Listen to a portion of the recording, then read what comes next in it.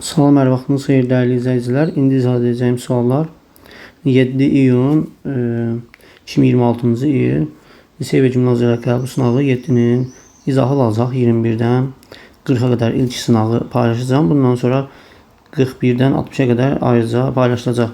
Əvvəlcə onu deyim ki, liseyə hazırlaşanlar hal-hazırda onlar üçün sürətlər qrupunu açırıq. Sürətlər qrupumuz üçün qeydiyyat 3 gün davam edəcək. 3 gündən sonra başlayırıq. Onu da deyim ki, qəbul imtahanı bu ayın, yəni iyunun 29-u olacaq. Sürətlər qrupumuz da iyunun 29-una qədər hər gün davam edəcək. Hər kəs qoşula bilər. Və həmin müddət ərzində 45 dənə ən az sınaq işləyəcək. Hər biri 25 sualdan ibarət. Bundan başqa əvvəlkilərin qəbul sınaqları olacaq. Qəbul sınaqları deyəşən, yəni qəbul imtahanı sualları olacaq. Onları işlədəcək və əlavə özümün hazırladığı tam qəbul tipli, xüsusi yeni nəsil suallardan ibarət sınaqlar işlədəcək. Yəni bunların hamısını bitirəcək sürətlər qrupunda. Hər kəs qeydiyyatını keçə bilər. Yəni nömrəmiz də 055 774 48 36-dır. Özüm qeyd edim buradan. Yəni 055 774 48 36 yazıram buradan da. Çıxır qeyd edəsiniz. Bu nömrəyə 055 774 48 36 bu nömrə ilə əlaqə saxlayın və ya WhatsAppdan yazın. Bundan başqa yay dərslərimiz var, ödənişsiz. 4-cü siniflər, 5-ci siniflər, 6, 7-ci siniflər. Bunlar hər biri üçün bu ilki 4, 5, 6, 7-ci siniflərdən gedə söhbət. Növbəti il 5, 6, 7, 8 olacaqlar. Həmin şagirdlər üçün yay ərzində ödənişsiz dərslərimiz olacaq. Ödənişsiz dərslərin əsas məqsədi 4-cü və 5-ci siniflər üçün və 6-cı siniflər üçün növbəti il RFMİ-yə hazırlaşanlar üçün xüsusi dərslər tədris olunacaq və həmin ödənişsiz yay dərsləri müddətində daha üstün səviyyəli şagirdlər seçiləcək və onlar üçün xüsusi endirimlə növbəti tədris ilində hazırlığa başlayacaq. Yəni ona görə mütləq qoşulmağa çalışın. 4-cü siniflərdə mütləq qoşulsun. Yəni gücünə, qüvvətinə inanan şagirdlər və ya valideyn varsa ki, mənim övladım güclüdür, qüvvətlidir, medal qazana bilər Lütfuzadədən. Bu il 4-cü olan şagirdlər növbəti il 5 olacaqlar və onlar üçün də yay dərslərimiz var ödənişsiz və seçəcək şagirdləri ən yaxşı şagirdlər xüsusi premium qruplarda hazırlaşdıracaq ki, sizlər də qalib olasınız. Yəni bunun üçün mütləq qoşulun, ödənişsizdir, yəni belə deyim, ödənişsiz dərslərə qoşulub sonra belə deyim, növbət tədrisindən yəni dərslərə qoşulmaya da bilərsiniz. Bu məcbur deyilsiniz, yəni indi dərsə qoşun, sonradan növbət tədrisinə də dərslərə başlayayım. Yəni bunu öz seçiminizə buraxacaq. Sadəcə ödənişsiz dərslərimizə qoşulun deyirik. Yəni çox effektli dərslər olacaq. İndi keçək izahımıza. 21-ci suala baxsaq, deyir ki, verilmiş çoxluqlardan hansının element sayı daha çoxdur? Burada bir çevrələrə baxacaq. Məsələn, A çoxluğunun çevrəsini burada qırmızı olaraq yumurladım. Baxacaq olsaq, burada A-da neçə dənə element var? Bütün bunun çevrəsinə baxmamız lazım. Neçə dənə element varsa, onların hamısı A-nın çoxluğuna daxildir. Məsələn, 2-dir, yəni 7-dir, 9-dur, 14-dir, 8-dir, 11, 15 bunların hamısını sayacaq. Sayası olsaq, yenidən baxaq. 1, 2, 3, 4, 5, 6, 7 dənə. Yəni A çoxluğunda 7 dənə element var, bunu qeyd etdik. İndi B çoxluğuna baxırıq. B çoxluğu isə öz çevrəsinə baxacaq, yəni bura. B çoxluğunda da 1, 2, 3, 4, 5, 6, 7 dənədir. B çoxluğuna 7 dənə element oldu. Sonra keçək D çoxluğuna. D çoxluğu da bu sarı ilə etdiyim çevrədir. Burada da baxsaq 1, 2, 3, 4, 5, 6, 7, 8, 9. D-də 9 dənə element var. C-yə baxaq. C isə göylə buradan göstərəcəm. Burada C çoxluğumuzdur. Burada neçə element olduğunu indi sayırıq. 1, 2, 3, 4, 5, 6, 7 dənə. C-də də 7 dənə element var. Ən çox element D-də oldu, yəni 9 dənə cavab D variantı. 22-yə baxırıq. Aşağıdakı verilənlərə görə A üstəgəl, B üstəgəl, C üstəgəl, D cəmini tapın deyir. Əvvəlcə biz 420 sadə qruplara ayıracaq. və qüvvət kimi göstərəcəyik burada kimi. İndi başlayırıq.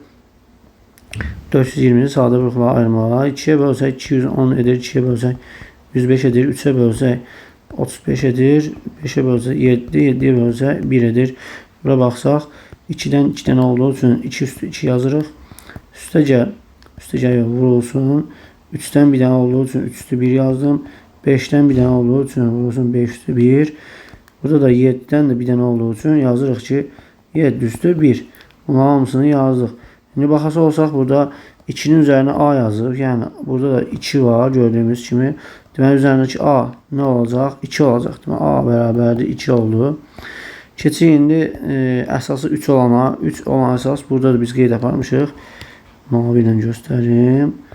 Qüvvət nədir? 1'dir. Deməli burada B nədir? 1'dir. Sonra növbəti qüvvəti 5 olana baxırıq. 5 olana baxaq olacaq. Burada 5 əsaslıdır. Qüvvət nədir? 1'dir. Burada C'dir. Deməli C də 1'dir. Buraya isə D verib. Növbətçi ədədimizdə burada qüvvəti 1 verib. Həqiqətən qüvvəti 1'dir. Əsas D-dir. D-də nə olacaq? 7. D də bərabərdir 7. Bunları toplayacaq olacaq 2 üstə gəl 1 üstə gəl 1 7 4 üstə gəl 7 11. Yəni bunların cəmini istəyirdi B bəndi. 23'ə baxırıq. İçərisində 56 kiloqram alma və 24 kiloqram banan olan 2 yeşik meyvə eyni ölçüdə qutulara yığılır. Bu iş üçün istifadə olunan qutu sayı aşağıdakılardan hansı ola bilməz? Bunların hər ikisini 56 kiloqramlıq da 24 kiloqramlıq yeşiyimizi də eyni çəkili qutulara yığırlar. Yəni bu deməkdir ki, 56'nın da 24'ün də bölünə bildiyi bir ədəd olmalıdır. Məsələn 1'ə bölünür. O zaman 56'nı 1'ə bölsəm 56 dənə qutu lazım olacaq. 24'ü 1'ə bölsəm 24 dənə. Toplasam 80 dənə qutu eyəcək. Məsələn 80 ola bilər. Sonra 56 da 24 2'yə bölünür. Yəni 2 kiloqramlıq qutuları yerləşdirsək 56'nı 2'yə bölsəm 28 dənə qutu lazım olacaq. 24'ü 2'yə bölsəm 12 dənə qutu lazım olacaq. Toplasam eyəcək 40 dənə qutu. 40 dənə var hə, bu uyğundur. Və ya 56 və 24'ün ortaq böləni 4 də ola bilər. 56'nı 4'ə bölsək eyəcək 14, 24'də də bölsəm 6. 6 ilə 14 toplasam eyəcək 20 dənə qutu. Demək ki 20 dənə qutu da uyğun gəldi. 56 ilə 24 8'ə də bölünür. Yəni 8 kiloqramlıq qutuları yığsaq 56'nı 8'ə bölsəm 7'dir. 24'ü də 8'ə bölsəm 3 edir. 3 qutu burada, 7 qutu burada. Ümumi eyir 10 qutu. Demək 10 dənə qutu da ola bilər. Bu da uyğundur. Olmazı axtarırıq. Məsələn 56 ilə 24'ü 8'ə 16'ya bölünürmü? Yox. Məsələn 16'ya bölünsəydi, bəli. Məsələn 56 16'ya bölsəydi biz 5 dənə də deyərdik ki, ola bilər. Yəni 5 dənə olması üçün burada heç bir hal mümkün deyil ki 56 ilə 24'ün başqa 8'dən başqa yəni ortaq böləni yoxdur. Daha yuxarılarda. Ona görə 5 uyğun gəlmir. Cavab ilə A variantı da ola bilməz buydu. 24'ə baxırıq. Aşağıdakı sütunlu qrafikdə bir həftə ərzində kino teatrə gedən tamaşaçıların sayı günlər üzrə verilmişdir. Qrafikə əsasən həftəlik tamaşaçı sayını göstərən ədədlər sıranın medianı, modası və ədədi ortasının cəmini tapın. Deməli, median, moda və ədəd ortanı axtarırıq. İndi bizə gördüyümüz kimi burada qrafikdə günlər yazıb bura. Bu isə tamaşaçıların sayı verilibdir. İndi həftənin günlərinə baxırıq. Ümumi 7 günümüz var. 7 günü hər birini onsuz da üzərinə qeyd edib. Məsələn, burada 15 dənə tamaşaçı olub. Çünki tamaşaçı sayı buralarda göstərilir. Həqiqətən də baxın, bu yaşıl xətt 15'də dayandığı üçün üzərinə 15 yazıblar. Yəni burasını yazmaqda yaxşı ediblər. Çünki gözü zəif görən ola bilər, belə deyə bilər bu 16'dır falan. Amma hazırda 15 verilib, 30 dənə iştirakçısı, 40 dənə. Yəni ədədlərimizi verib burada.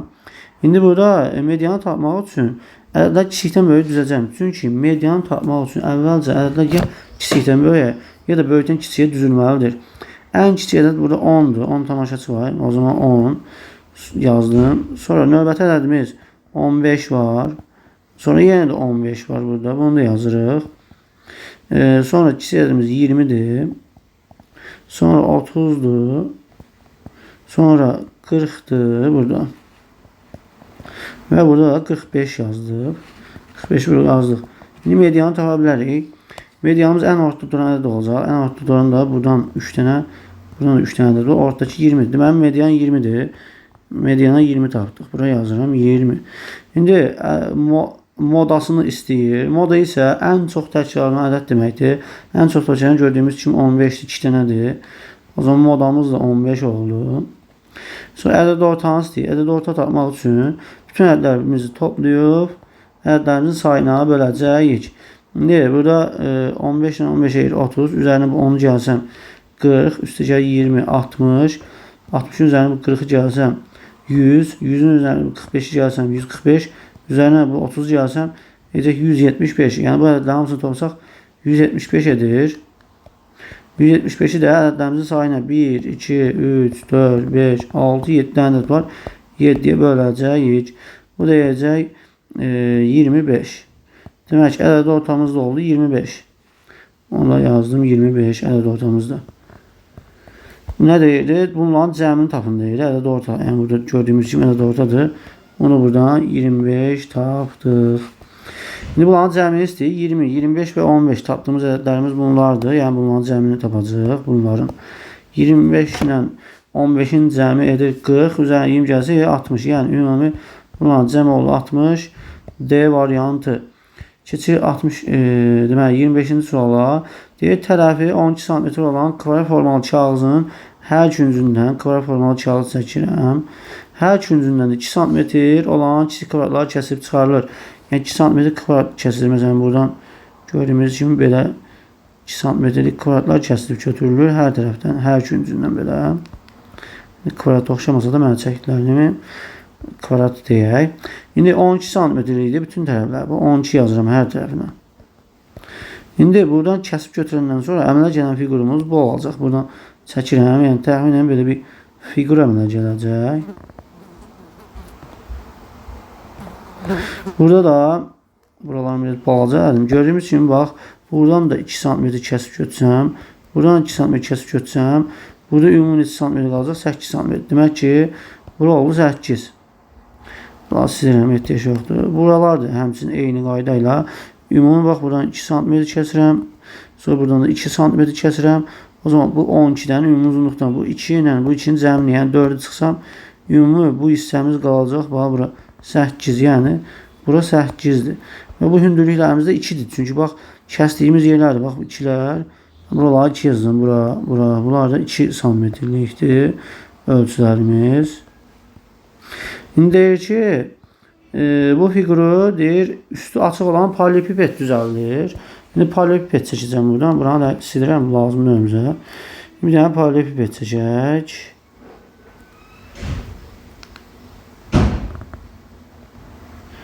Belə, yəni belə bir paralelipiped çəkdik. Deyir, üstü açıqdır. İndi gördüyümüz ki, bura 8-dirsə, deməli burası 8 olacaq. Bu en hissəmiz var. Buramız 8 olacaq. 8 olacaq. Sonra bu uzunluğumuz da gördüyümüz kimi bura 8'dir. O zaman uzunluq 8'dir. O zaman hündürlüklərimiz də bizim bu hissələrimiz var. Bu 2 metr bizim bu hündürlüklər sayılır. Buralarda oldu 2 cm, 2 cm. Nəsə deyir, bu paralelipipedin həcmini tapın. Həcm nədir? 3 ölçünün hasıdır. Yəni hündürlük, uzunluq və en. Dediyimiz ölçülər hansılardır? 2, 8 və 8 bulan hasıdır. Həcm sayılır. V bərabər 2 vurur 8 vurur 8 bərabər 128. Cavabımız 128. Yəni A variantı olacaq. Keçirik 26-cı suala. 26-da deyir ki, 20% duz məhlulundakı duzun miqdarını 3 dəfə, suyu miqdarını isə 75% artırsaq alınan yerinə məhlulun duzluq faizi isə o olar. Əvvəlcə belə deyim. Düşünək ki, bizim məhlulumuz 100 qramdır. O zaman 100 qramın 20% deyir duzdur. 20% duz demək bu məhlulun, yəni məhlul demək duz və suyun qarışığı deməkdir. Yəni məhlulun içərisində həm duz var, həm su. 20% dediyi duzun miqdarıdır. 100'ün də 20% ilə 20'dir. Yəni 20 qram duz var. Bura duz yazdım. O zaman 80 qramı nədir? 80 qramı da su olacaq. Bunları tapdıq. 80 qram su, 20 qram duz. İndi deyir ki, duzun miqdarını 3 dəfə artırıb. Duzun miqdarı hal-hazırda 20'dir. Bunu 3 dəfə artırsaq olacaq 60. Yəni duzun miqdarı olacaq ümumi 60. Bunu yazdıq. 60 qram duz oldu. 3 dəfə artırdıq. Sonra suyun miqdarını isə 75% artırdı. Yəni 80-ın 75%-ni tapıb 80-ın üzərinə gələcəm. 75% artırmaq o deməkdir. Yəni 80-ın 75%-ni tapmaq üçün 75%-ə vurub 100%-ə bölürük. Buna ixtisarlarımız gedir. 80 100 ilə 75 ixtisar gedir. Burada 4 qaldı, burada 3 qaldı. 4 ilə də 80 ixtisar gedir. Burada 20 qaldı, burada 1. 20-yi də 3-ə vursaq 60. Yəni 80-ın 75%-i 60 qramdır. Yəni bunu 80 qramlıq suyu 75% artır demək 60 qram artır deməkdir. Buraları silirəm. Demək ki 60 qram artıb 80-ın üzərinə 60 yazım. 140 qram su. Bu da oldu su. İndi baxası olsaq 140 qram su, 60 qram duz. Ümumi məhlul nə qədər olacaq? 200 qram. Məxrəcə yazıram 200 qram. Yəni məhlulumuz 60 qram duz və 140 qram su, ümumi olur 200 qram məhlul. Bunun neçə qramı duzdur? Gördüyümüz kimi 60 qramı. Yəni 200 qram məhluldan 60 qramı duzdursa bu neçə faiz olacaq? Bu faizi çevirmək üçün 100%-ə vururuq. 100%-ə vuracam bunu. 100%-ə vursam, buradan bu 100 ilə 200 ixtisar gedir, 2 qaldı, burada 1. 2 ilə 60 ixtisar gedir, burada 30 qaldı, burada 1. Yəni sonda cavabımız 30%'lı duz məhlul olacaq. Cavabımız nə olur? A variantı olacaq. Keçirik növbəti sual, 27-ci suala. 27-ci sualda çoxluğa baxası olsaq, gördüyümüz kimi bax B-nin dairəsi, B-nin çevrəsi heç nə olmuyor, rənglənməyib. Yəni bura elə bir buradan çoxluqları seçməliyik ki, B orada ümumiyyətlə olmasın. Yəni A ilə B-ni birləşdirə bilərik. A ilə C-nin birləşməsi var. Burada gördüyümüz kimi A ilə C birləşib. Yəni ümumi elə bir buralar da rəhli kimi düşünsək, A ilə C rəhlənir. Amma A ilə C-nin birləşməsinin B-yə fərqi var burada. Çünki B ümumiyyətlə yoxdur burada. Yəni B olmasın. A ilə C birləşsin. Birləşdirəsi olsaq o zaman buralar da hər yer rəngli olacaq. Məsəl üçün buralar da yəni qara rəngli olacaq düşünün. Və B olmaması üçün fərq B yazıram buradan. Fərq işarəsi qoyuram. Yəni bu o demək ki, yalnız A ilə C-nin birləşməsi olsun. Yalnız A ilə C-nin birləşməsi də sorun çıxırsa o zaman biz buraları rəngli götürməməliyik. Çünki B burada olmamalıdır əgər fərq B qoyası olsam. O cavabımız da elə C variantı olur. Bu tip cavabımız. Şimdi keçirik 28-ci suala. 28-də də bizə gördüyümüz kimi fiquru verib belə. Deyək ki, aşağıdakı şəkildə eyni ölçü ABCD və qılımını düzbucaqlıları verilmişdir. Eyni ölçüdür yəni. ABCD kvadratımız, düzbucaqlımız və qılımını bu fiqurumuz da eyni ölçüdədir. Həqiqətən gördüyümüz kimi burada A'dır, N ilə M. Burada da M ilə L B'dir. Burada da baxası olsaq A ilə B A'dır və D A ölçüsü də B'dir. Yəni bunun da N B'dir, bunun da N B'dir. Uzunluğu A'dır, uzunluğu A'dır. İndi başqa nə verib? AB bərabər MN yazıb. Həqiqətən də baxın AB. Buranı MN yazıb. MN. Qırmızıdan xəttə deməyə bax. A verib balaca, balaca A. Buna yazıb balaca A'dır. N isə AD, yəni bura AD və ML. Bunlar da bərabərliyin yazıb gördüyümüz kimi. Yəni bura B'dir, bura da B'dir. Həqiqətən burada B yazıb. Bunları bildik. Sonra kəsişmə hissəsində C-yə 2-də B-dir. C-yə 2-də B gördüyümüz kimi. Yəni bunu bu cür yazsaq. Bu da 3-də A-dır. Bunu da 3-də A yazaq. Çünki burada qeyd olunub 3-də A. CF. Gördüyümüz kimi CF 3'də A, C'ye 2'də B qeyd olunub. İndi deyək ki, olduğuna görə ABL MNF'də fiqurun sahəsini tapın. Yəni burada ümumi bir fiquru istəyir bizdən. Buranı belə etsək. Bütün bu fiqurun sahəsini istəyir bizdən. Yəni hər yerə, buraların hər yeri daxil. Buranın sahəsini istəyir bizdən belə. İndi mən nə edəcəm? Ümumi biz bax, bu balaca sahəyə çıxmamız lazım ki, bu balaca sahə hər ikisində var da. Çünki məsəl üçün mən bu fiqurun sahəsini götürəcək olsam, burada da bu hissə var və ya göylə məsələn bura götürəcək olsam, Burada da bu artı hissə var. Ona görə də o artı hissəni biz bir dəfə nəzərə almamız üçün ümumi ölçüsünü çıxacağam. Nədən? Bax bu A vurulsun B yazacağam. O olacaq AD CB-nin sahəsi.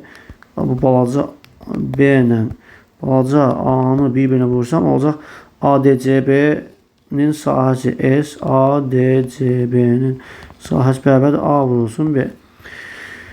Həmçinin burada baxası olsam KNML düz bucaqlının sahəsi də S, KML bərabərdir. Bu da A vur B-dir. Ümumi sahəsi gördüyümüz kimi. Burası A-dır, burası B sahəsini tapacaqsın. İndi bunları toplasaq ikisini də A vur B, A vur B. O olacaq neçə? 2 dənə AB. 2 vursun A vur B oldu ümumi. Bunu da götürdüm, bunu da götürdüm. Ümumi sahibi oldu. Amma hər ikisində bu hissə olduğu üçün buranı çıxacağım. Buranı çıxmam lazım bir dəfə. Çünki biz həm bunu da hesablayarkən bura nəzərə alındı, həm bu fiquru da hesablayarkən bura nəzərə alındı. Yəni buranı biz bir dəfə nəzərə almamız lazım. Çünki mən normalda buranı götürürəmsə, o zaman digər üçün bura qalır. Baxın, belə göy yer. Yəni buralar qalır. Çünki mən normalda buranı nəzərə almışdım da, daş qırmızı kimi götürüm buraları. Buranı nəzərə almışam hazırda. O zaman bir dəfə buranı götürəndə buranı nəzərə almamalıyam. Amma buranı götürəndə, bu bütöv götürəndə buranı nəzərə alıram. Yəni, bir dəfə nəzərə almamız üçün ümumi 2AB-dən, çünki mən hazırda həm burada nəzərə aldım bu balaca yeri, həm də burada nəzərə aldım bu balaca yeri. 2 dəfə nəzərə aldığım üçün bir dəfəsini çıxmam lazım. Yəni o bir dəfəsini çıxmam üçün də ölçüsünü tapacağım. Gördüyümüz kimi bura A bölü 3 idi. Buradan qeyd edirəm yəni. A bölü 3'dür. Burası da B bölü 2'dir. B bölü 2'ni A bölü 3'e vursam buranın sahəsini taparım. O olacaq. Bax 3'də A vursun 2'də B. Sahəsi yiyəcək. Bərabərdir. Silirəm. Neçə? 2'ni 3'e vursaq 6. A'nı B'ye vursaq A vur B. 6'da A vur B olacaq yəni. Yəni mən 2 vursun A vur B-dən çıxacağam. 6'da A vur B-ni. Çıxasa olsaq ümumi elə buranı tapacaq. Belə bu sahəni. İndi bu məxrəci 6 olmadığı üçün bu məxrəcini də surətini 6'ya vuracağım. Yəni burada 1 var da. 1'də 2 vur AB-dir. Buranı da 6'ya vururam. Məxrəclər eyni olsun. Çıxa bilim də. Çıxma var arasında. Çıxasayım buranı. Buranı da 6'ya vuracağım. O zaman belə bir kəsir əmələ gələcək. 6'nı bu 2'ye vursaq yiyəcək 12AB. 12A vur B. Məxrəci də 6 vur 1 6'dır. Çıxılsın. Burada da 6'dır. Burada da A vur B'dir. Buradan da gördüyümüz kimi məxrəc bir dənə 6 yazdım. Hər ikisi 6 olduğu üçün. 12 dənə AB-dən bu bir dənə AB-ni çıxsaq, yəni 12 dənə bundan bir dənə bu AB-ni çıxsaq qalacaq 11 dənə A vur B. Yəni 6'da 11 AB olacağımız B bəndi. Keçirik indi növbəti sual 29-cu suala. 29-cu sual deyir ki 3x və 2y qarşılıqlı sadə ədədlərdir. Əkab 2x 2y bərabərdir 420. Sonra buradan da x-də 21 üstə 2y bərabər 20 olarsa y neçə olar? Əgər 3x ilə 2y qarşılıq sadədirsə biz bilirik ki qarşılıq sadə ədədlərin əkabı nədir? Həmin ədədlərin hansıdır? Yəni 3x-i 2y-ə vuracam. Yəni burada əkabımız bərabər nəyə? 3x vurulsun 2y bərabər 420-yə. İndi burada 3'ü bu 2'ye vursam yiyəcək 6 x vur y qalır. 6 x vur y bərabər nəyə? 420-yə. Əkab 420 verir. Buradan da biz x və y ilə ifadə olunmuş əkabı da qarşılıq sadə olduğu üçün bunu buna vururuq. Çünki A vur B'dir. Bu A'dır, bu da B. Bir-birinə vururuq. Olur əkab bərabər 420-yə. Buradan 6x y 420 oldu. X vurulsun y-də bərabər 420-ni 6'ya bölsə edəcək 70. Deməli x vurulsun y hazır 70'dir. Sonra bu ifadəni verir. Bunu buradan köçürürəm yenə də. X-də 21 üstə gəl. 2y bərabər 23 yazıb. İndi burada x-də 21 verir. Bu da 2y-dir. Burada durub məsələn mən bu x-i tapası olsam və ya buradan y-i tapıb yerinə qoyacağım məsələn y-in yerinə. Bizdən y istədiyi üçün mən x-i tapacağam. Aparıb buradakı x-in yerinə tapacağım qiymət qoyacağım. Yəni məsələn mən x axtarası olsam x bərabərdir 70'i böləcəm bu y-ə. Yəni kəsir xəttinə yazdım. 70 böl y yazdım. X oldu 70 böl y.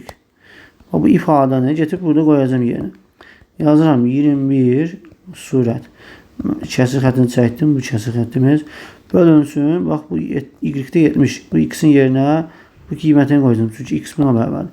Yazıram y-də 70. Belə. Üstə gəl 2y bərabər 23. İndi burada bu kəsir xəttimiz bölmə işarəsidir. Yəni biz bunu bircə yaza bilərik. 21 bölünsün bu deməkdir. Yəni y-də 70 deməkdir.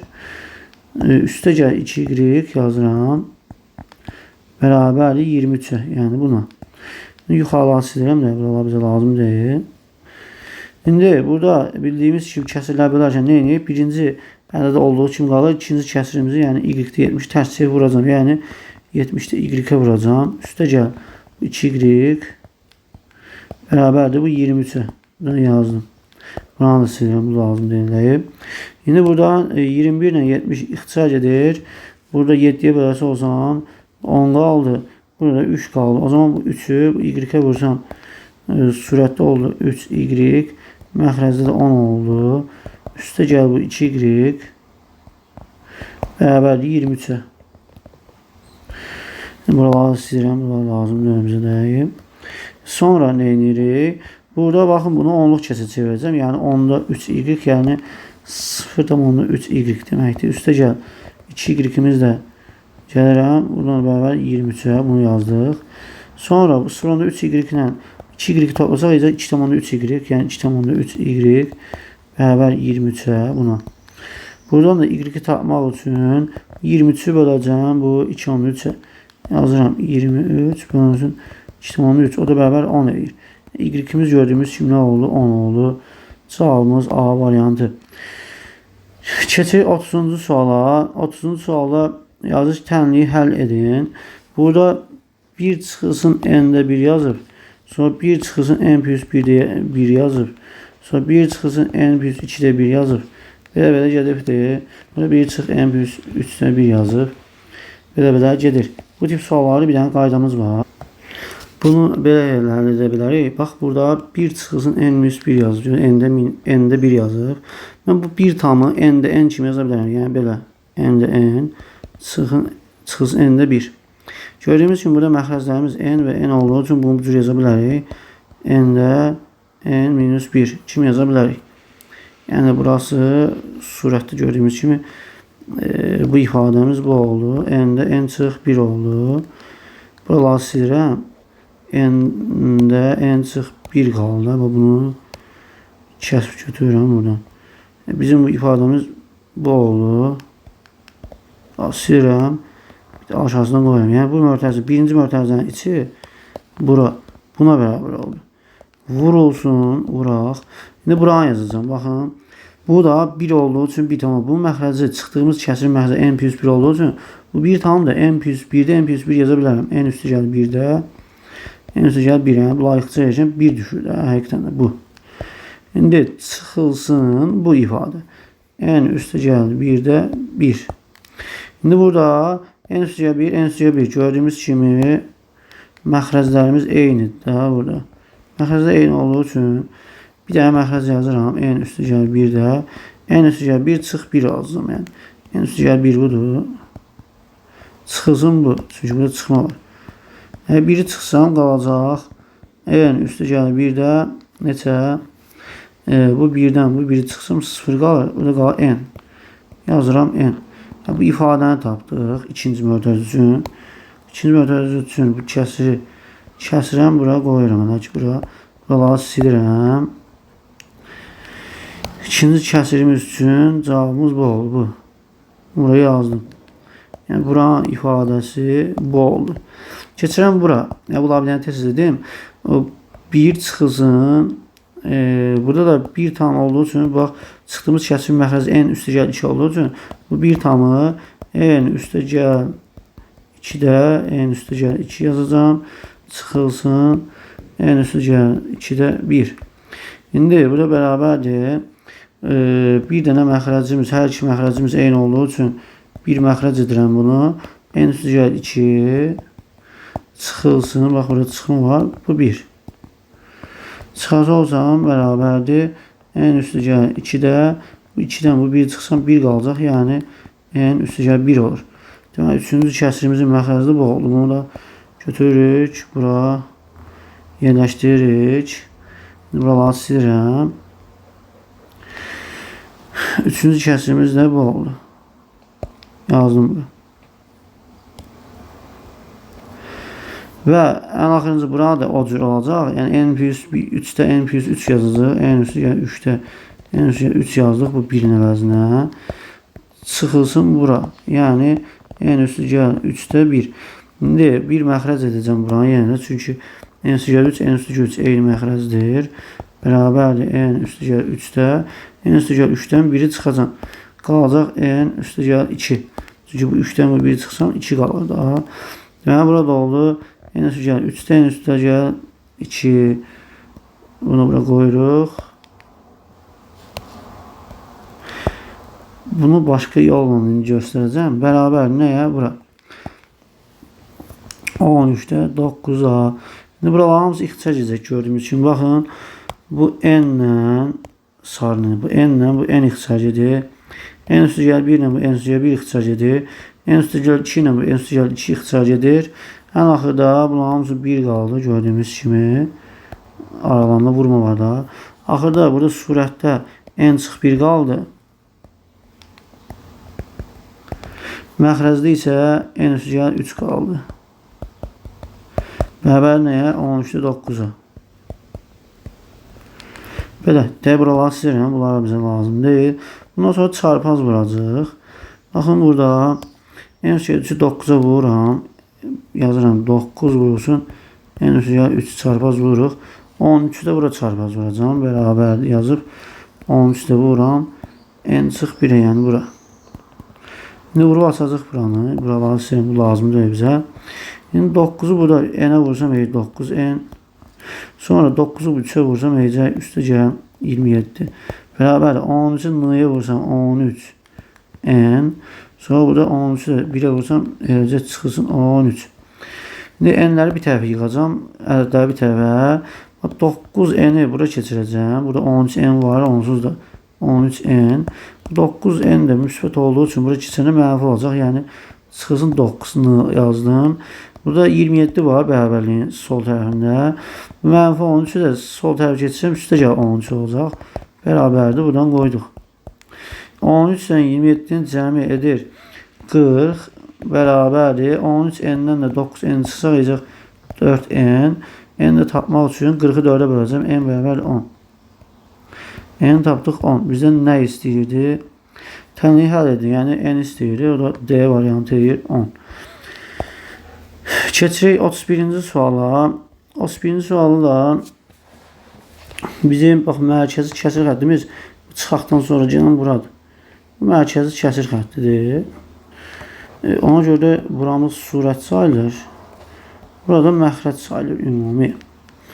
İndi bərabər yazım. 3 çıxılsın. Yəni kəsir xətti qoydum. İndi surəti həll edəcəm. Bu 2-dən 3-də 2-ni çıxacam. Bu 2-ni məxrəci 3 olan kəsə çevirəm. Yəni 3-də 6 yaza bilərik. Çünki 6-nı 3-ə bölsəm elə 2 tam edir də.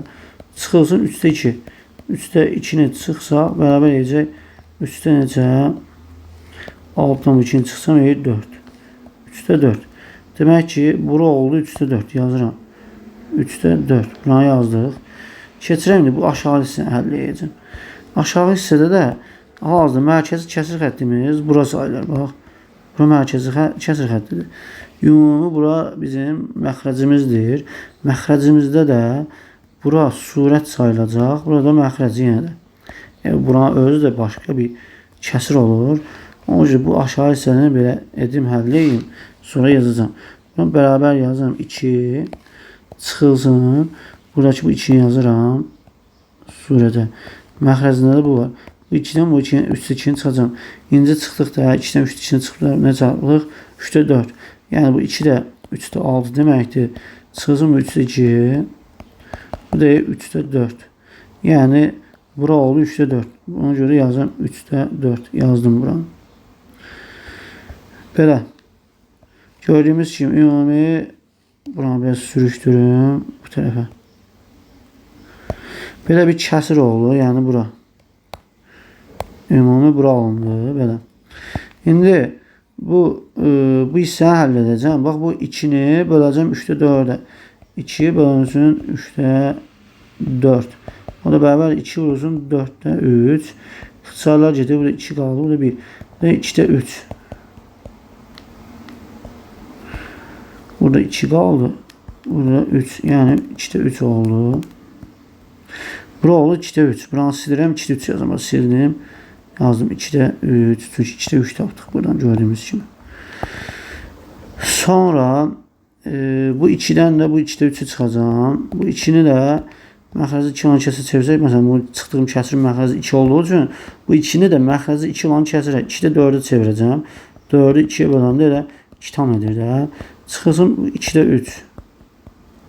Çıxsam qalacaq 2'də 4'dən 2'də 3 çıxsam 2'də 1 edir. Deməli, bura oldu 2'də 1. Buranı silirəm. Bax, buranı belə silirəm. 2'də 1'i yazıram. Sildim. Yazdım 2'də 1. Çünki 2'də 1 tapdıq. Sonra nə edirik? Bu kəsiri həll edəcəm. Bura 3'də 4 bölünsün kəsir xəttindən. 2'də 1. Yəni bunu belə yazıram. 3 çıxılsın. Yuxarıda surətdəki 3'də 4 bölünsün nəyə? Məxrəzdəki bu 2'də 1'ə. Buradan da 3 çıxılsın. Burada 3'də 4 olduğu için qalır. Vurulsun. 2'də 1'in tərsi, yəni 1'də 2. Buradan da bu 4'ü 2'yə vursaq 8 edəcək. Yəni 3 çıxılsın. 3'ü vuram 1'ə eğer 3. 4'ü 2'yə vuram eğer 8. Yəni 3'də 8. Buraları da silirəm. Ən sonunda bu qaldı. Bu 3'ü də çıxdığımız kəsirin məxrəzi 3 olduğu üçün məxrəzi 3 olan kəsir çevirəcəm. Yəni 3'də 9'a çevirəcəm. Bu 3 tam 3'də 9 deməkdir. Çıxılsın 3'də 8. Bu da yiyəcək. Bu 3'də 9'dan 3'də 8 çıxsam yiyəcək 3'də 1. Cavabımız 3'də 1 B bəndi olacaq. Keçirik 32-ci suala. 6 işçi bir işi 10 günə bitirir. İşə başladıqdan 2 gün sonra 2 işçi işdən çıxır. Qalan işin qalan hissəsini neçə günə bitirər? Deməli, burada nə edirik? Bax, 6'nı 10'a vuracaq. Çünki deyik 6 dənə işçi bir işi 10 günə görür. 6'nı ona görə biz 10'a vurmalıyıq. Ki görə ümumi neçə işçi günümüz var da? Bərabər 60 dənə. Yəni 6 dənə işçi hər biri 10 gün işləyir də. O zaman hər biri 10 gün işləyirsə, ümumi demək ki 60 günlük iş var. Yəni bir dənə işçi işləyəsə olsa burada 60 günlük iş var. Ümumi gün müddəti 60 günlük işdir deməli. Deyir, işə başladıqdan 2 gün sonra 2 işçi işdən çıxır. Yəni 2 gün müddətində bizim işçilərimiz işləyəcək. 2 gün müddətində nə qədər işimiz gedir, buna baxacaq. Çünki 6 dənə işçimiz 2 gün işləyir də, 2 gün. O zaman 6'nı 2'yə vururam. 6 vursun 2 oldu 12. Yəni demişdim ki 60 günlük iş var. O zaman ilk 2 günü işləyirlər. Bundan sonra 2 dənə işçi çıxır. İlk 2 gün ərzində də 6 dənə işçinin hamısı işləyirlər. Ona görə 6 işçimizin hamısı ayrı-ayrı 2 işlədiyinə görə 6 2 12 günlük iş getdi. O zaman 60 günlük iş var idi. 60'dan 12'ni çıxdım, qaldı 48 günlük iş bir nəfər üçün yəni. İndi 2 nəfər gedəndən sonra yerdə qalır 4 nəfər. Çünki 6 dənə işçi var idi. 2 gün sonra 2 nəfər çıxır gedir, yerdə qalır 4. 4 nəfər qalır və 48 günlük iş qalır. Deyir ki, bu 4 nəfər bu 48 günlük işi neçə günə bitirər? Yəni 4 nəfər işlədiyi üçün 48-i böləcəm 4'ə bərabər edəcək 12. Yəni 12 günə işləyəcək C variantı. Keçirik 33'ə. Bir mağaza sahibi satışda olan bir məhsulun qiymətini 40% artırır. Daha sonra o müştərilərin azaldığını görüb bu yeni qiymətə müəyyən faizlə endirim tətbiq edir. Ən sonunda satıcı ilkin qiymətlə müqayisədə 12% qazanc əldə etdiyini görür. Satıcının yeni qiymətə etdiyi endirim neçə faizdir? Deməli, ilkin olaraq bax 100% götürək. Bundan sonra 40% artırdı. Bunun üzerine 100'ün 40%'ni gəlsə, ya da 140% edəcək. Yəni 140%'lik qiymət əmələ gəlir. Deyir ki, bu işçimiz görür ki, müştərilərin sayı azalır və bu 140%'lik qiymətə endirim tətbiq edir. Və bu endirimi tətbiq edərkən görür ki, ən başdakı qiymətə nəzərən 12% qazanc əldə edir. Yəni sanki 100% idi, 112%'lik qiymət əldə edir. Başlayırızmı? 112%. Yəni 140% olubdur. 140%'e müəyyən qədər endirim edir. Yəni endirim etdikdən sonra ən başdakı qiymətə nəzərən, yəni 100%'lik qiymətə nəzərən 12% qazanc əldə edir. 12% qazanc demək, 100'ün üzərinə 12 gəlsəm 112%'lik deməkdir. O zaman 140'dan bu 112'ni çıxıram. Şöyle nə qədər çıxıb? 140'dan 112'ni çıxdıq. Bu deyəcək, deməli 28. Amma baxırıq görə bu 28 azaltdığım ədədin, yəni 140'ın neçə faizidir? Çünki biz 140'ı azaltdıq da, 140'ı azaltmışam. 140'dan x faiz çıxmışam. Yəni normalde biz 140'dan 28% çıxmırıq. 140'ın 28%'ni çıxırıq. Yəni bu x'i çıxıram, qalıbdır. X faizi çıxmışam. Olubdur 112%. Yəni çıxdığım faiz miqdarı 28% kimi görsən, yəni 28 çıxmışam, həmin o 28 bu 140'ın hansı hissəsidir? Yazıram buradan. O azalan 28%. Çünki 140'dan 112'ye çıxdım, 28 oldu.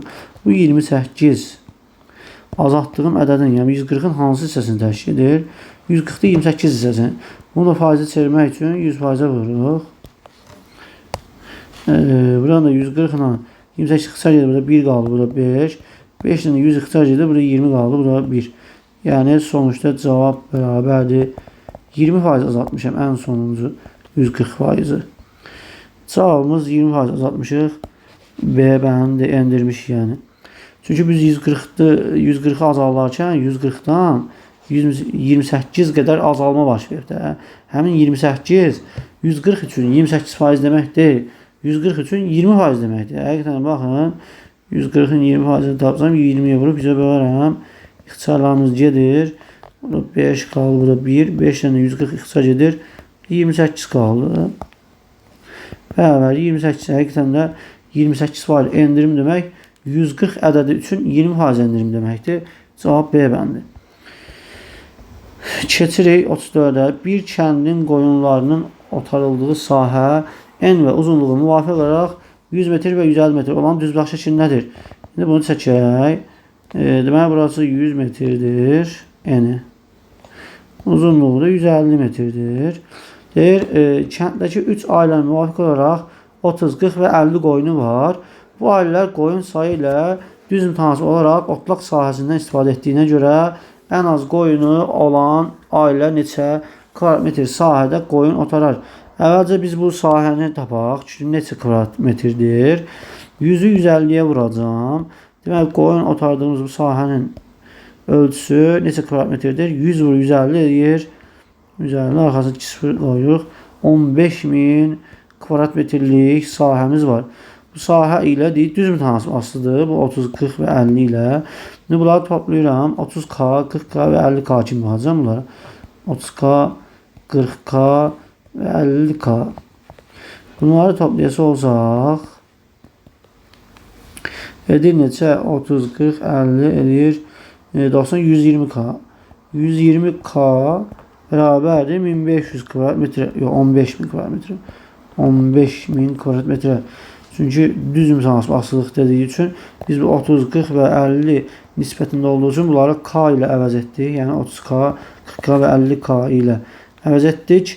Bunları da müəyyən hissələrdə 30K-lıq hissə, 40K-lıq, 50K-lıq. Çünki deyək ki, sahə həmin qoyunların sayına düz imtahansı hissələrə bölünmüşdür. Nəsə 1500'ü 120'ye böləcəm K-nı tapmaq üçün. K bərabərdir 1500 deyəcəm 15.000'i böləcəm bu 120'ye. Şu K neçədir? İndi burada ixtisar etsək bu sıfırları 1500 bölü 12 qaldı. 1500 bölü 12. Hadi 3'e bölsək Burada qalacaq 500, burada qalacaq 4. Sonra bu 500-dən 4 ixtisar etsək 2-yə, 250 burada 2 qaldı. 2 ilə 250 ixtisar etsək 125 qaldı, bu da 1. Deməli, K bərabərdir 125. K-nı tapdıq. K bərabərdir 125 oldu. İndi bəyaqlarında 30K, 40K, 50K olmuşdu. Bizə deyək ki, ən az qoyunu olan ailə neçə kvadratmetrlik sahədə qoyun otarır? Ən az qoyunu olan 30K-dır. K-nı 125 tapdığımıza görə 30'u vuracağım, bu K-nın yerinə qoyuruq. Yəni 125'e vururam 30'u. 30'u da 125'e vursaq neçədir? 3750 edəcək. 3750 kvadratmetr. 3750 kvadratmetrdir. Cavab B bəndir. Keçirik 35-ci suala. 35'te deyir ki, x, y, z, k 4 rəqəmli natural ədəddir. X 3K'dır. Y x plus 1'dir. Z x çıx 1'dir. Olduğuna görə ən böyük x, y, z, k ədədinin rəqəmləri cəmi neçədir? Ən böyüyünü axtarırıq biz buradan. Ən böyük axtarısı olacaq. Bax, burada x'imiz 3K'dır. Mən k'ya burada maksimum neçə qoya bilərəm? K'ya biz burada maksimum 4 rəqəmli natural ədəddir deyir. Yəni müxtəlif rəqəm demir. Mən burada k'ya 1 versəm x'imiz rəqəm olacaq. Çünki bax x, y, z, k hamısı rəqəm olmalı. K'ya 1 versəm o zaman 3 vursun 1, x'imiz nə olacaq? Buradan 3 olacaq. Və ya k'ya 2 versəm 3 vur 2, x 6 olacaq. K'ya 3 versəm 3 vurulsun, bu k'nın qiyməti 3, x olacaq 9 və ya k'ya 4 versəm 3 vursun 4, 12, 12 də rəqəm olmadığı üçün mümkün deyil. Yəni ən böyük ədəd olması üçün nə deyir burada? Deyir ki, olduğuna görə ən böyük ədədin rəqəmləri cəmi istəyir. Ən böyük dediyi üçün x-ə 9 verəcəm buradan. O zaman x 9 nə zaman olur? Əgər burada k'ya 3 versək. 3 vursun 3, 9 eləyibdir x-imiz. K da deməli buradan 3 oldu. K'ya 3 verdik. Sonra y x plus 1 idi. Bax, burada problem yaşayacaq. Çünki y-imiz x plus 1 olduğu üçün bax, x-i biz burada nə vermişik? 9 vermişik. Mən burada 9 versəm 9 gəl 1 edir, 10 edir. Y-də 10 olursa 10, burada y-imiz rəqəmdir. 10 da rəqəm olmadığı üçün mümkün deyil. Ona görə biz nə edəcəyik? Bu dəfə x-ə 9 yox, 6 verəcəm. Çünki k'ya 2 verəndə 3 vurulsun 2, 6 olurdu. Yəni 6'dan, yəni x-imiz 3, 6 və 9 ola bilər. İndi ən böyük 6'nı verək. O zaman x-imiz 6 olsa, o zaman k-da gördüyümüz üçün burada 2 verdik. 2 qoy x-də 6 ola bilsin. O zaman burada x-imiz 6 olduğu için burada 6 koyuram. X yeni üstü gəl 1. Y-də oldu neçə? 7. Y-də 7 yazırıq buradan. Z nə idi? X çıx 1'dir. X-imiz 6 idi. 6'dan 1 çıxında Z olur 5. Buradan Z-də 5 verəcəyik. Ədədimiz oldu 6752 ən böyük. 6752 deyir ki, ədədin rəqəmləri cəmi neçədir? 6752 rəqəmləri cəmi 6 üstə gəl 7 üstə gəl 5 üstə gəl 2. 6'nın 7'ni cəmi verir 13. Üstə gəl 5, 18 üstə gəl 2, 20. Bərabər 20'dir. Cavabımız C variantı. 36'ya keçirik. Xəritədəki ölçüsü 4,5 cm olan iki şəhər arasındakı məsafə həqiqətdə 180 km-dir. Xəritənin miqyasını tapın. Yəni əvvəlcə biz bu 180 km-i nə edəcək? Santimetr çevirəcək. Çünki burada santimetr ilə verilib. Xəritənin miqyasını istəyir. Miqyası santimetr verəcək. 180 km əvvəlcə metrə çevirsəm 180'ı vuracam 1000'ə 2 qoy metr olsun. O zaman 180 min metr edir. 180 min metri də santimetr çevirmək üçün 100'ə vursam, 100'ə vursaq 2 sıfır artıracam axırına. Burada 2 sıfır artıracaq. Bu ayrısı olacaq belə 18 milyon santimetr edir. İndi burada 4,5 bölünsün 18 milyon santimetr nisbətində bölündü bizim bu miqyasımız. Burada 4,5 ilə 18 milyon ixtisar edəcəm. Yəni 18 milyonu 4,5'e böləcəm. 18 milyon 4,5'e bölsək eləyəcək deməli 4 milyon. 4 milyon edir. 4,5'i də 4,5'e bölsəm 1. Yəni 1'in 4 milyona nisbətində olur. Cavabımız gördüyümüz kimi D variantı uyğun gələcək. Sonra 37'yə baxırıq. A bölünsün 3 verir, 5 bölü B yazıb, C bölü 4 yazıb, bərabərlik verib, ifadəsi qiyməti hesablayın deyir. Burada hazırda biz baxın, buna bərabər olması üçün A-ya 3K verəcəm. 3K-nı 3-ə bölsəm K-yı. B-yə də nə verəcəm? 5K verəcəm. Yox, 5K verə bilmərəm. Burada 5K. Gözləyin. Yəni, burada K deyərkən 3 verə bilərəm. A-ya 3, B-yə 5, C-yə 4 verə bilərəm. Niyə? Çünki burada 3-ü 3-ə bölsəm 1 eləyər. Məsələn, bu 5-i 5-ə bölsəm 1 edər. 4-ü 4-ə bölsəm 1 edər. Yəni, aralıqda yəni, bərabərliyimiz yaranır. Burada 1 oldu, burada 1 oldu, burada 1 oldu. O zaman B-yə nə vermişik? 5 vermişik gördüyümüz kimi. Burada B-yə 5 verəcəm. Burası A. Burada gördüyümüz kimi 3'tür. Burada A'nı yine 3 koyuram. Üstəcə C'də 4 burada gördüyümüz kimi. 3'dən 4 toplasam 7. Burada 5 vur 7, 35. Cevabımız C variantı. 39'a baxırıq. 38'ə baxırıq. Deyir ki, bərabərsizliyin tam həllərinin cəmi tam dediyi üçün mənfi müsbət hamısı nəzərə alınır. Burada gördüyümüz kimi mənfi 8,2'dən sonra burada mənfi 8 gələcək. Sonra mənfi 7. Sonra mənfi 6. Burası da 6'ya qədər gedəcək. Yəni nöqtə qoyuram. Sonra gəlir 0. Sonra 1. Sonra 2. Nöqtə 6'ya qədər gedir.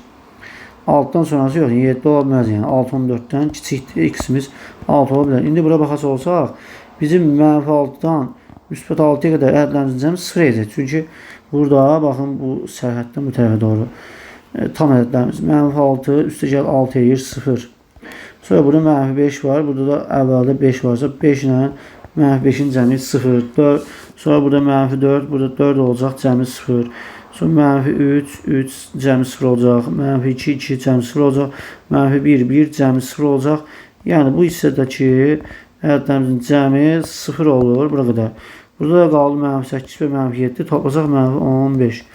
Cavabımız mənfi 15. A variantı olur.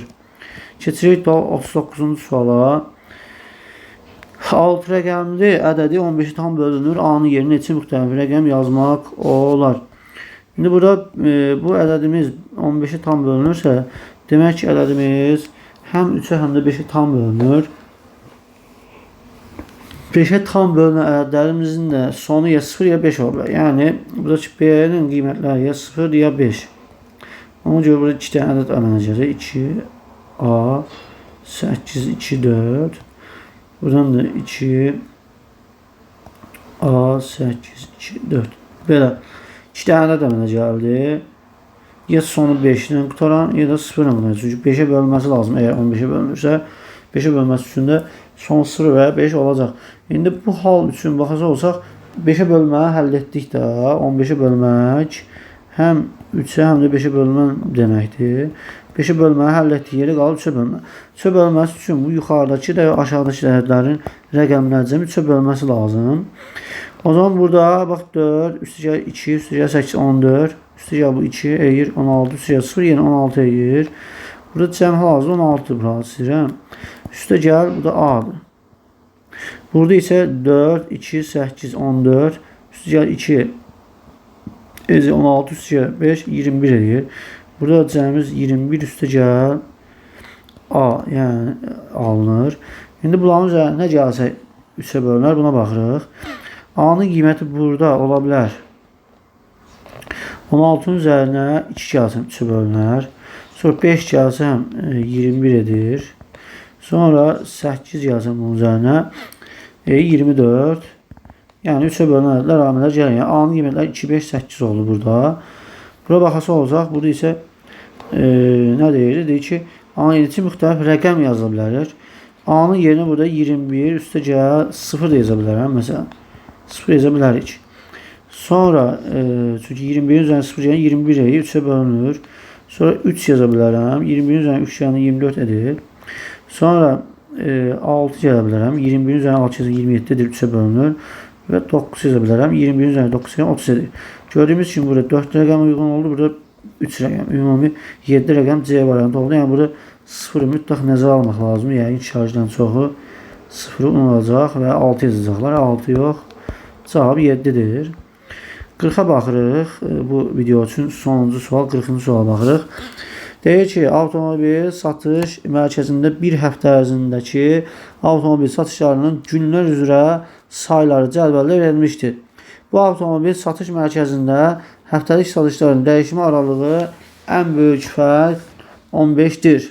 Məsələn, bazar ertəsi 17-dir, çərşənbə axşamı 10, 8, x3, 12, 15. Verib deyir ki, avtomobil satış mərkəzindəki həftəlik satışların dəyişmə aralığı ən böyük fərq 15-dir. Ən böyük fərq nədir? Ən böyük ədəddən ən kiçiyə çıxmaq deməkdir. İndi bizə deyir ki, buna görə x-in yerinə yazıla biləcək ədədin ala biləcəyi ən böyük qiymət ilə ən kiçik qiymətin fərqi neçədir? İndi mən burada x-i bir dəfə ən böyük ədəd kimi seçəcəm. Ən böyük ədəd kimi seçirəmsə, o zaman ən böyük fərq 15-dirsə, hal-hazırda bax sıralarımızda ən kiçik ədədimiz 3-dür. İndi ən böyük fərqin 15 olması üçün 3-ün üzərinə 15 gələcəm. Bura olacaq 18. Yəni x 18 ola bilər. Ki, mən 18-dən bu 3-ü çıxsam, həqiqətən ən böyük fərq nə olur? 15 ola bilir. Demək ki, x-in qiymətlərinin biri 18-dir. Biri isə ən kiçik ədəd seçməyə çalışacağım. Ən kiçik ədəd olaraq hal-hazırda sıralarımızda, məsələn, mən x-i 18 verdim.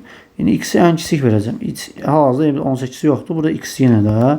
Baxası olsam, ən böyük ədədimiz burada sırada 17-dir. 17-dən nə çıxsam 15-ə gəlir? 2. Yəni x-imiz ən kiçikdə 2 ola bilər. Yəni x-imiz bu qiymətlə 2 ola bilər. 18 versəm, sıradakı ən böyük ədəd olacaq. Ən böyük ədəd olaraq 18 olsa 3 çıxanda ən böyük fərqimiz burada 15-ə alına bilər. Və ya ən kiçik olaraq 2-yi versəm, ən böyük ədədimiz də burada 17-dir. 17-nin 2 çıxanda yəni ən böyük fərq 15 ola bilər. Yəni x-in ala biləcəyi qiymətlər 18 və 2-dir. Bunu da deyir ki, fərqi neçədir? Fərqi də 18-dən 2-ni çıxsın, 16 cavabımız B bəndi olacaq. Yenə də qeyd edim ki, növbəti sualların izahı, yəni 41-dən 60-a qədər növbəti videoda olacaq. Onu deyim ki, sürətlər qrupumuz açılıbdır. 2-3 gündən sonra başlayacaq dərslərə, yəni hər kəs qoşulsun. Sürətlər qrupunun ərzində, yəni ayın 29-da, iyunun 29 qəbul imtahanıdır. 29-na qədər hər gün dərsimiz olacaq və bu müddət ərzində ən az 45 dənə sınavımız mütləq işləyəcək. Qəbulları işləyəcək əvvəlki illərin. Bundan başqa özümün xüsusi hazırladığı sınaqları işləyəcək. Yəni o sualları mütləq işləmək lazım. Özümün hazırladığı xüsusi sualları. Yəni bunları işləmək üçün sürətlər qrupuna qoşulmamız lazım. Nömrəmiz də yenə də qeyd edirəm. 055 774 48 və 36-dır. Bu nömrə ilə əlaqə saxlayın və ya WhatsApp-dan yazın. Sürətlər qrupuna qoşulun ki, siz də uğur qazana biləsiniz. Bir də onu da deyim ki, yay dərslərimiz də var ödənişsiz olaraq 4, 5, 6, 7-ci siniflər üçün. Bu ilki 4, 5, 6 və 7-ci siniflərdən gedir söhbət. Əsas formatımız yay dərslərinin formatı nədir? Şarjləri seçməkdir, yəni. Şarjləri seçəcəyik, yəni belə deyim, ən keyfiyyətli mövzular üzərindən keyfiyyətli premium dərs tədris edəcək. Tədris müddətində də ən güclü şarjları və daha zəif şarjları, yəni ümumi olaraq kateqoriya olaraq böləcəyik. Növbəti tədris ilindən də yəni davam etmək istəyən ödənişli olaraq davam edəcək. Yəni seçilmiş şarjlar, yüksək yığan şarjlara xüsusi endirim olacaq və premium hazırlıq qrupumuza əlavə edəcəm o seçilmiş şarjları. Yəni seçilmişlərdən olmaq istəyirsə 4, 5, 6, 7-ci sinif şarjları mütləq qoşulun ki, növbəti il Lütfüzadədən və Respublika fən müsabiqələrindən sizlərdən medal qazana biləsiniz. Sağ olun, hələlik. Növbəti videoda görüşək inşallah.